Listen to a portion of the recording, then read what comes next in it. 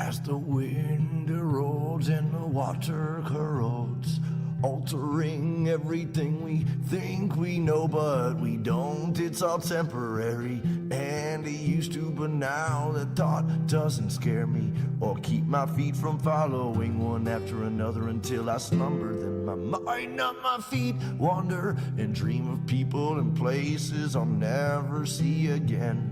I've mended as much mental anguish as I can, and now I try to use this language to take these thoughts from my head to my pen. Cause though I don't speak of my dead friends or the circumstances, often the blow never softens or yields.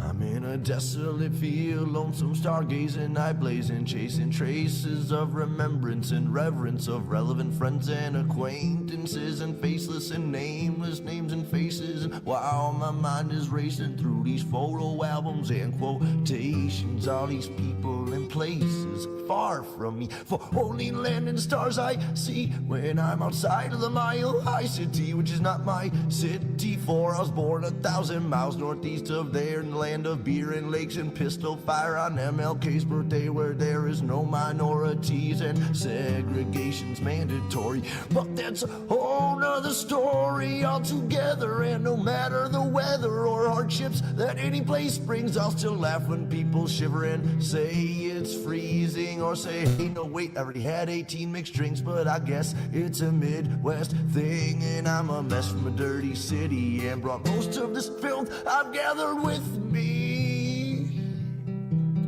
Welcome to another week of Experience Andy Weins Live. Today, episode 35, we're going to talk about the difference between a growth mindset and a fixed mindset, and how you can use your words and shape your world by simply changing out the words that are limiting you and no longer serving you. Today, coming up after the verse.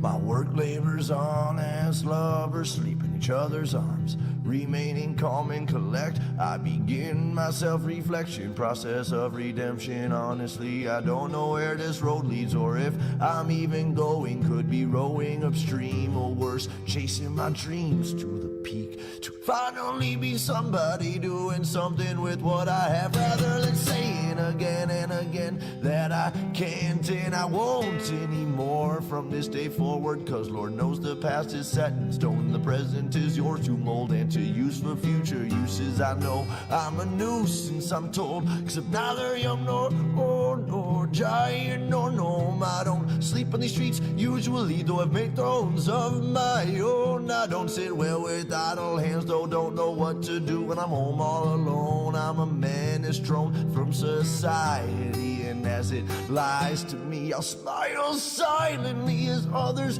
do as they please. I am watching and listening, and I'm grinning all the while, 'cause sometimes all you can really do is smile. So as the work labors on, I'll keep on singing my songs, and this day's never done. We just keep on spinning around that sun, and well, through all these miles and trials, all I've learned to do is smile. Is to smile.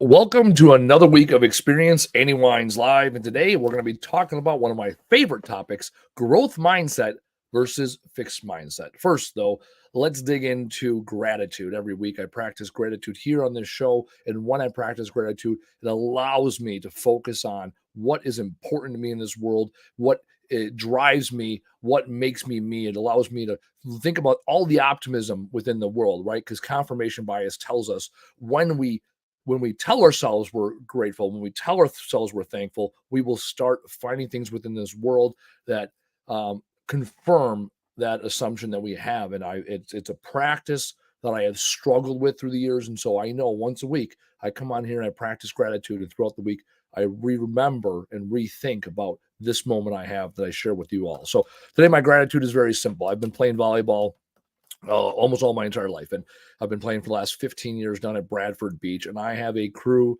down at Bradford Beach, spearheaded by Paul, the Godfather Murray. Been going down there for years. I showed up yesterday here in Wisconsin to Bradford Beach, walked in, haven't seen people since September, maybe last year. And they were there, hugs and handshakes, catching up with me. Played about a dozen games of volleyball, won a few, lost a few, had a lot of good jokes. Great son. And I'm very thankful that there's people in this world that accept me for who I am. These people have known me since I was, before I was married, before I quit drinking, before I became a business owner, all these things. They knew me and they accepted me and they loved me then. And even today, as I walked in, they were excited to hear what's going on in my life. We got some great volleyball games in, and I'm very fortunate to have people in my life, acquaintances and friends, where I can come and go and feel accepted. And should you be in that same spot, you're blessed to have people that will take you. And in the same token, I was excited to see them. So grateful for that. Second order of business, speaking. I've been very fortunate lately. I booked a really big speaking gig this morning, one of the biggest in my career. So I'm really excited about that. And I want to know how I can impact your organization. I can do everything from workshops, 8 to 12 people, up to 50 to 75 in a workshop, right? Depending on the size of the workshop, all the way up to a keynote speech, doing 500 plus people. So whatever your organization, whether it's nonprofit, for-profit, chamber of commerce, whatever I can do to impact your world, I'd love to hear from you. You can find me on andyweins.com, hit me up on LinkedIn. My phone number and email address are readily available. Feel free to hit me up. The gentleman found me last week on LinkedIn. He saw that I was at Waste Expo. And as of this morning, we inked a deal for me to come speak next month, 2 months from now in August at a 40 under 40. And I'm really, really excited. It's one of the biggest speaking opportunities I've had in my life. So they're coming. And so I'm going to continue to ask you, the audience, to give me those opportunities. All right, let's talk about growth mindset versus fixed mindset. I had the opportunity on Friday to attend an amazing speaker as part of my Vistage CEO Roundtable. Vistage, I spend 1 day a month, 8 hours diving into personal development. And with Vistage, we bring in speakers quarterly. And I met Dr. Evie Masita on Friday, and her whole 3 hours, we'll call it, was all about the difference between people with a fixed mindset and people with a growth mindset. And a lot of her work was on studied by, or was based off a book written by Dr. Carol DeWitt. I'm looking at my notes here. I don't take notes often, so when I do take notes, it's because it's important. So Dr. Carol DeWitt's book, Mindset, is what this is all based off, and it's very simple. There's two types of people the theory comes up with, and those two types of people are either fixed mindset people or growth mindset people. And they gave us a chart, and this is where it really dawned on me. Really, I understood what they were saying. This is what it is. Fixed mindset people, typically, and the research shows this, have more access, more opportunity, have a higher intellect, higher education at an earlier age. So things typically come relatively simple to them, right? And they grow and they scale and they get to a certain point of comfort and then they plateau, right? So from now on, when I think of fixed mindset people, those are my plateau people, right? They skyrocket up. They get to that spot way before the rest of us that are out there hustle and struggled and grind. The rest of us that got bullied and beat up. The rest of us that had to dig in, right? Some may say, oh, they had an easy trajectory. Maybe so. Maybe there was privilege and opportunity and education along the way that propelled them to a certain point. And then they got to this point of plateau. They got the degree, they got the title, they got the job, they got the house, they got the significant other, they got the 2.1 kids and the dog or the cat, right? And okay, they've made it. Or maybe they got that job right out of high school at 18 and like, I'm going to work for this company the rest of my life. And they made it.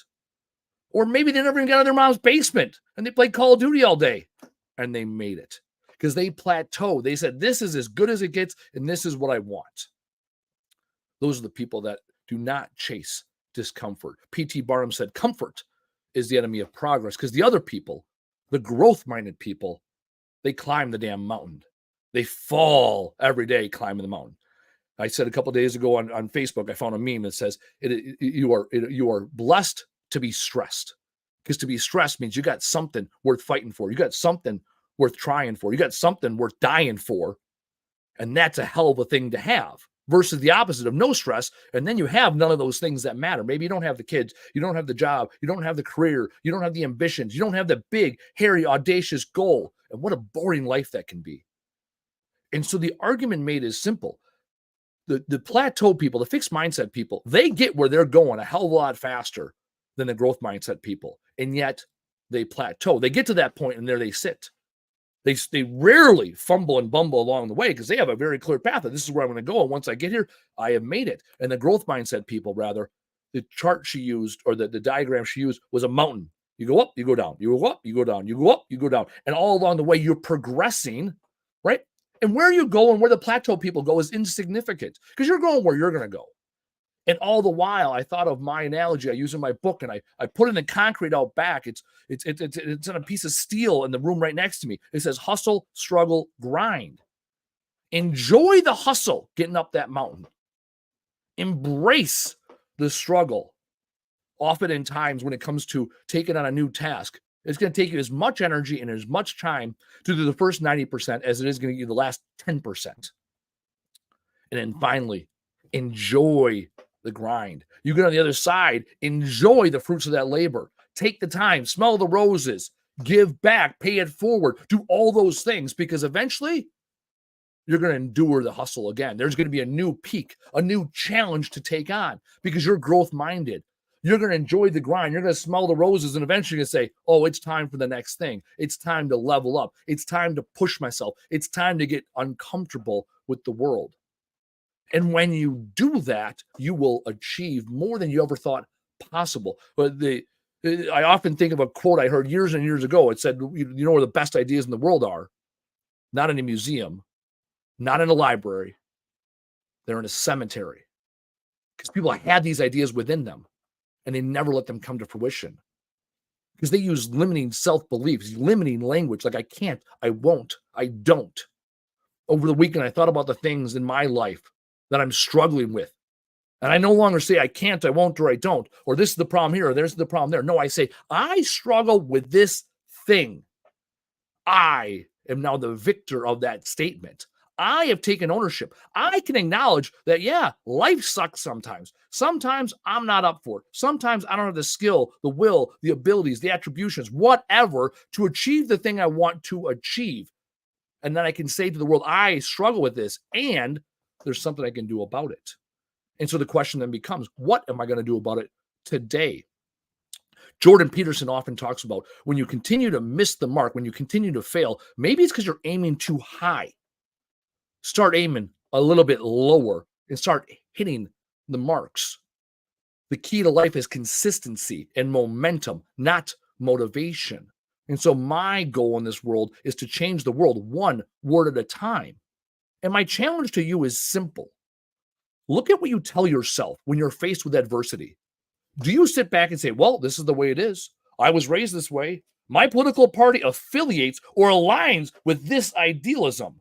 My God won't allow me to think this thought, right? Those are all fixed mindsets. Those are all, you're giving credence to someone that is not you. Listen to your true self.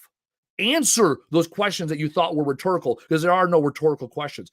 Answer those questions and start using language with, I struggle with this. I want to achieve this. This is where I'm at, and this is my struggle.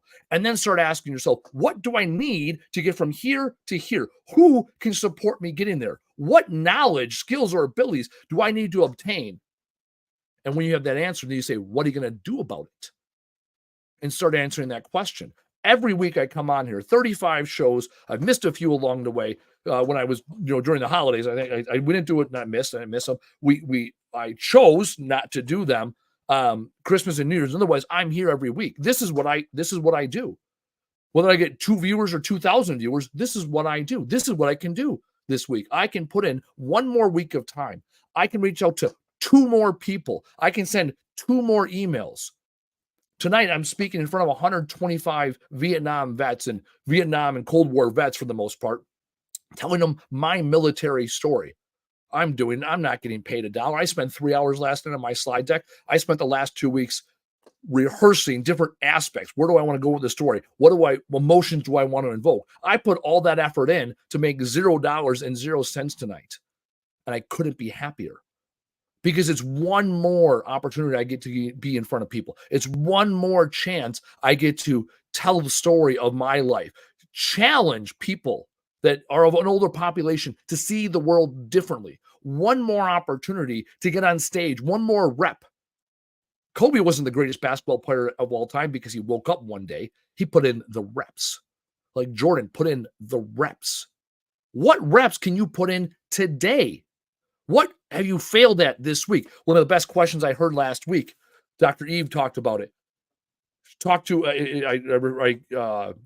She was quoting someone, and he said every week on Friday, he was asking his kids, what did you fail at this week? And he expected answers from them. What did you try, right? Try to do, and it didn't turn out the way you did. Because ultimately, give yourself credit. You did the thing. And now it may not have met your expectations, and that's called life, right? And what'd you learn about yourself from that failure? And what are you going to do different next time? And when you fail over and over and over, you'll learn along the way. Failing is just a first attempt at learning. That's all it is, right? It's a churched up little acronym. Fail early, fail often, pick yourself up. Make 1,000 $10 choices that cost you a lesson, because eventually you're going to make one $10,000 choice. Fail early, fail often. Look at the language you tell yourself when you start going down this road of self-limiting beliefs. Oh, I don't do that. I can't do that. Right? How is that serving you? Go back to your goals. Go back to your vision board. Go back to your aspirations. Put a deadline on it and say, okay, what do I need to do today to get where I want to go? And accept the fact that enduring the hustle, embracing the struggle, and enjoying the grind are all part of it. Right now in our company, we are struggling. We are at peak season. We are rocking and rolling, and we don't have the right staff right now. And I know we're at that last 10%, couple key players, couple key tweaks in our recruiting process, and we're going to be right there. And I know we've done 90% of the work, and I can sit back and say, woe is me. Why isn't it working? No, I can say, hey, we're right there. I can see it. As close as you get to the mountaintop, that's when your vision becomes hazy. That's when you're watching every individual step, because every individual step matters. As you get closer to your goals, what do you need to continue to sell yourself to keep that motivation and the momentum going? Motivation will get you convinced to go climb the mountain. Momentum will get your ass up that mountain. Be comfortable with failure. Enjoy the discomfort of failure. And eventually you will chase that discomfort. You will use your discomfort as your fuel. Every time you fail, you'll look forward to the next failure, because you know on the other side of failure is learning. And overall, that is how you build resilience. I talk about it in my book. It's right here. Retrain your brain to use language that serves you. When you find the language within yourself that serves you, you become resilient. You become the victor of your story instead of the victim of your circumstance. You can quickly compartmentalize what is controllable, what is uncontrollable, and what am I going to focus on. You can choose to feed the wolf of love and abundance versus the wolf of hate. When you choose the words that you feed your soul and your spirit. This week, your challenge is very, very simple. Look at the areas of your life you're unhappy with. Think to yourself, if I could change one thing, what would it be? And what is stopping me from doing it?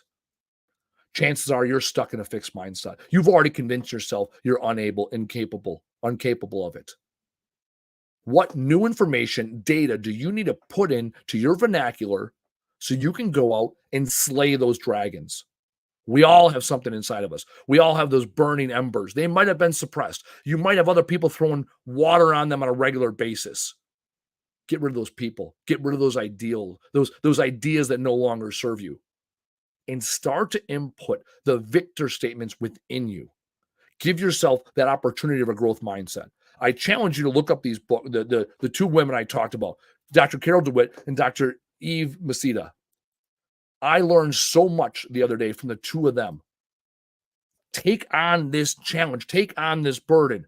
Take on one sentence today. Reword one sentence today, and you will start to become the person you've always wanted to be. The challenge I have for you this week is the same as always. That ember is different with all of us. Figure out what that is. Do the fucking thing. Go out there and change the sentence. When you do that, you will do the fucking thing. Tell the fucking world. When you put it on paper, when you put it out to the universe, the likelihood of it coming true goes up exponentially because now you're accountable to yourself and the entire universe. And finally, when you arrive, always show the fuck up. I'm Andy Weins. We'll see you next week. Through all these miles and trials, all I've learned to do is smile. Is to smile.